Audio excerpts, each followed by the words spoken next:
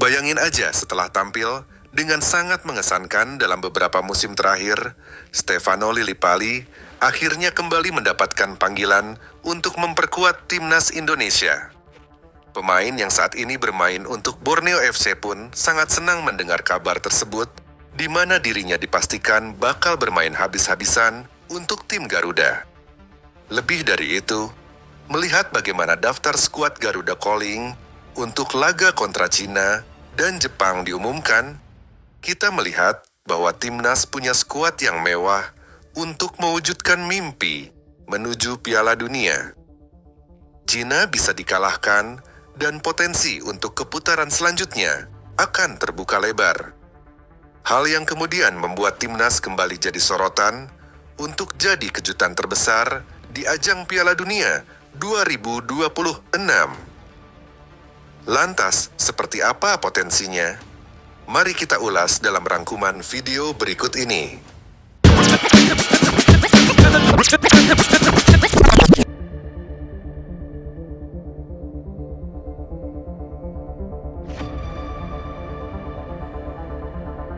Setelah memainkan laga terakhir dengan kemenangan yang indah menghadapi Bahrain, di awal Juni nanti, timnas Indonesia bersiap menghadapi dua laga paling krusial dalam sejarah sepak bola tanah air.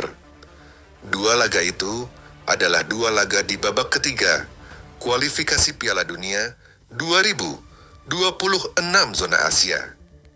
Melawan Cina pada 5 Juni 2025 di Stadion Utama Gelora Bung Karno, dan juga laga kontra Jepang 5 hari kemudian. Dua pertandingan ini menjadi penentu nasib Garuda untuk mewujudkan mimpi tampil di Piala Dunia 2026. Di mana jika mampu meraih satu saja kemenangan, peluang timnas ke round 4 dipastikan akan didapatkan. Bahkan peluang untuk lolos ke Piala Dunia secara langsung masih terbuka.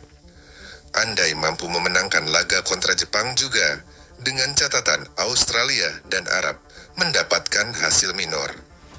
Nah, melihat peluang besar inilah, Indonesia enggak mau menyia-nyiakannya. Pemain terbaik dipanggil, dan seperti sudah diumumkan, kita bisa melihat pemain yang tengah dalam kondisi terbaik akan bermain di skuad Garuda. Jadi, baru-baru ini pelatih Patrick Kluivert yang memiliki ambisi besar untuk timnas Indonesia diketahui telah menentukan 32 nama pemain yang dipanggil untuk pemusatan latihan atau TC di Bali mulai 26 Mei 2025. Dalam skuad yang disebut sebagai Garuda Calling oleh PSSI, kita bisa melihat nama-nama pemain yang di bawah. Di posisi kiper, ada 5 nama kiper yang dipanggil mulai dari Paes, Emil Audero, Hernando, Nadeo, dan juga kiper baru Reza Arya. Masuk ke posisi pemain bertahan atau center back, nama Elken Bagot yang sempat diisukan comeback tidak ada. Ia tak bisa menembus persaingan 5 back terbaik timnas saat ini seperti Justin Hubner, Mes Hilgers, Jay Idzes, Jordi Amat, dan Rizky Ridho. Masuk ke posisi tengah, nama seperti Tom Hai akan memimpin tim ini bersama pemain veteran lainnya. Joey Palupesi diikuti oleh Ricky Kambuaya, Marcelino, Ivar Jenner, dan Nathan. Di posisi sayap kanan, timnas memanggil Yakub Sayuri, Kevin Dick, Sandy Walsh Eliano, dan Asnawi. Dengan di sayap kiri, tim Garuda punya Shine Patinama, Jans Pratama Arhan, Calvin Verdong, serta Dean James. Terakhir di posisi penyerang, timnas punya kejutan. Saat Stefano Lillipali akhirnya comeback, ia akan bersaing dengan Septian Bagaskara, Sananta, Egy Maulana, Rafael Struijk, dan juga Ole Romeni. Nah, dari semua nama tersebut kita mendapatkan kejutan. saat pada akhirnya tak ada Elkan, tak ada Ragnar. Skuad Garuda juga mendapatkan comeback. Asnawi, Yakob, Yanse, serta Lili Pali sebelum sosok Reza Arya sebagai newcomer. Tapi terlepas dari itu, timnas punya skuad terbaiknya. Jai Ijes tengah berada di performa terbaiknya bersama Venezia. Begitupun Eliano Reinders yang baru-baru ini mencetak gol kemenangan untuk timnya PC Zwolle. Ole juga semakin matang di Championship bersama Oxford United. Sedangkan Emil yang bakal jadi pengganti Paes di laga kontra Cina dipastikan dalam kondisi terbaik saat dirinya mampu membantu Palermo menuju babak playoff ke Serie A musim ini.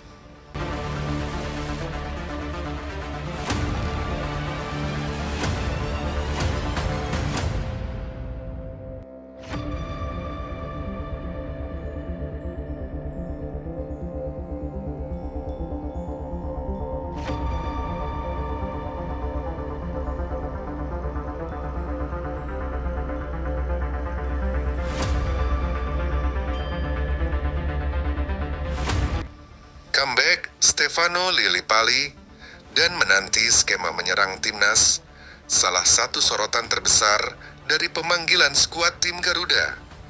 Baru-baru ini adalah kembalinya Stefano Lillipali ke skuad Garuda setelah absen sejak Maret 2023. Meski sempat berkutat dengan cedera, Lillipali tampil impresif di paruh pertama musim dengan 5 gol dan 4 assist. Pengalamannya di lini tengah diyakini akan menambah kreativitas serangan Indonesia. Secara taktik, kembalinya Lillipali bisa membuka lebih banyak opsi skema menyerang bagi Patrick Kluivert. Ia bisa dimainkan sebagai gelandang serang, inverted winger, atau bahkan second striker, tergantung lawan yang dihadapi. Kelebihannya, membaca ruang serta ketenangan saat membawa bola adalah elemen yang bisa jadi pembeda di laga-laga penting. Satu hal yang menarik, Lillipali tidak akan kesulitan beradaptasi di lini depan tim Garuda. Ia juga sudah akrab dengan gaya bermain pemain seperti Egy Maulana Fikri dan diprediksi juga bisa cepat membangun chemistry dengan striker keturunan baru seperti Ole Romeni. Nah, dalam hal ini di tengah kebutuhan timnas akan kreator serangan yang matang dan tidak panik saat ditekan, Lillipali bisa jadi solusi jangka pendek yang efektif. Ia bukan hanya bawa pengalaman, tapi juga bisa mengarahkan permainan saat timnas berada dalam tekanan.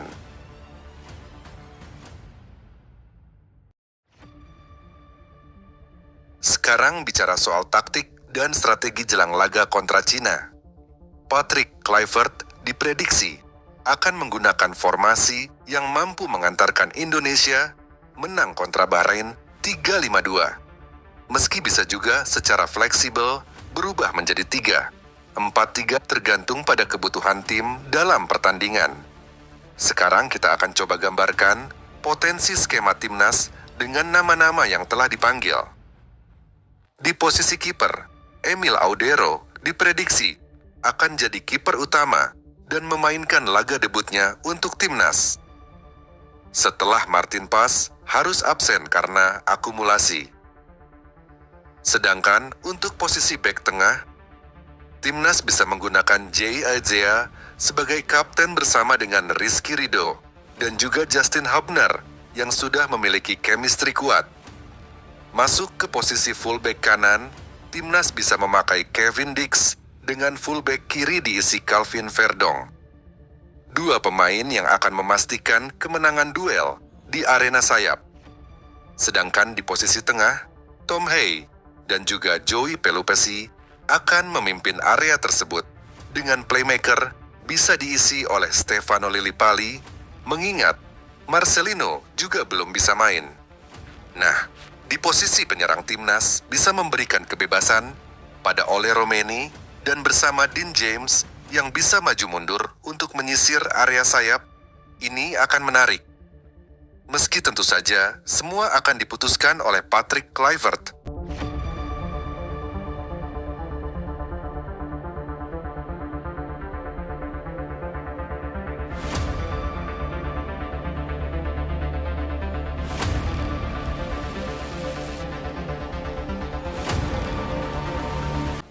Media Cina menyoroti pertarungan kontra Indonesia dengan posisi Cina yang ada di posisi terbawah. Bagi Cina, laga kontra timnas Indonesia adalah laga hidup dan mati. Jika ingin menjaga posisi atau potensi mereka untuk lolos di round 4, maka kemenangan adalah hal yang wajib dan itu membuat posisi pelatih Cina saat ini jadi taruhan. Jika gagal, maka Branko Ivankovic bisa dipecat. Masalahnya, Indonesia juga tengah dalam tren yang positif dan semangat besar untuk menggapai Piala Dunia pertamanya.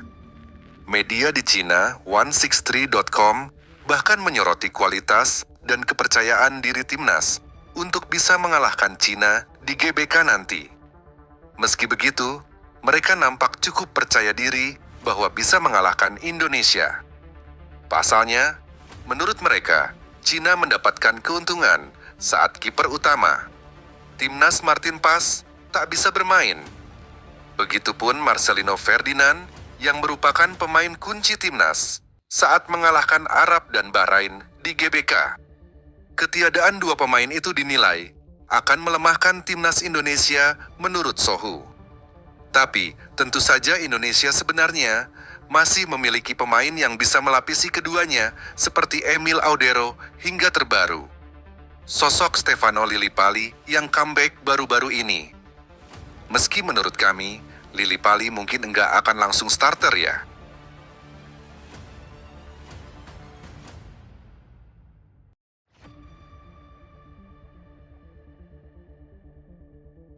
Kini, segalanya akan ditentukan di Stadion Utama Gelora Bung Karno.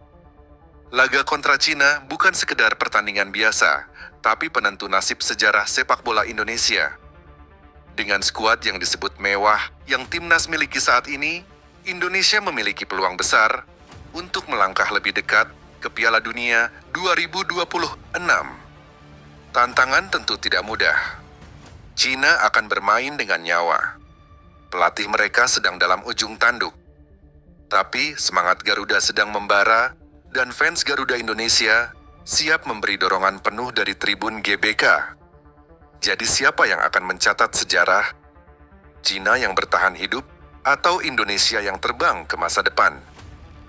Kita akan melihat jawabannya 5 Juni 2025 di tanah kita sendiri. So buat semua elemen Timnas Indonesia tetap semangat, support Timnas Indonesia.